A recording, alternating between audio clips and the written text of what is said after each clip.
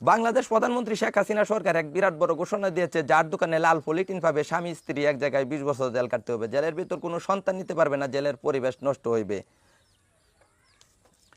ঢাকা হাকিমের মেডিকেল হইতে একটি লবণের টিন একটি কেরোসিনের বস্তা নিখোঁজ হয়ে গেছে। গত রাত 10টার সময় ময়মনসিংহ মাছবাজার হইতে একটি ফাঙ্গাস মাছ হারানো গেছে। যদি কেউ পেয়ে থাকেন 1 পয়সা পুরস্কার দেওয়া হবে, সঙ্গে সঙ্গে দেওয়া হবে না, কিস্তিতে দেওয়া হবে।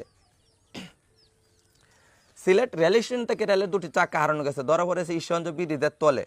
2 ভদ্রলোকের হকের ঈশ্বরগঞ্জের পুলিশ যখন জোর করে গ্রেপ্তার করে নিয়ে যায়, হাকিম যখন বলল কি তোমরা রেলের চাকা চুরি করেছো, বলে না স্যার, চুরি করেছে মশার মাছি।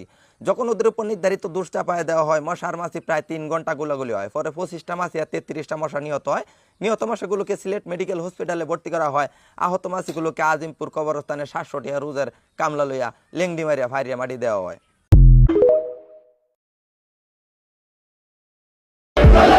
আলহামদুলিল্লাহ, এই খবরটা শুনে অনেক ভালো লাগলো। আমাদের দেশ সহ বিশ্বের সব বড় বড় মুসলিম কান্ট্রিগুলো একত্রিত হচ্ছে। খুব শীঘ্রই ইসরায়েলের বিরুদ্ধে যুদ্ধ ঘোষণা হবে। বিশ্বযুদ্ধ শুরু হয়ে গেলে যাবে। আল আকসাকে রক্ষা করতে হবে গাজাকে। হে আল্লাহ, এই যুদ্ধে আমাকে কবুল করে নেন একজন ইসলামের মুজাহিদ হিসেবে। আমরা সবাই প্রস্তুত আছি যুদ্ধের জন্য। যুদ্ধ না পারলেও সামনে ঢাল হয়ে দাঁড়িয়ে যাব। জীবন দিয়ে হলেও ইসলামের পাশে দাঁড়াবো।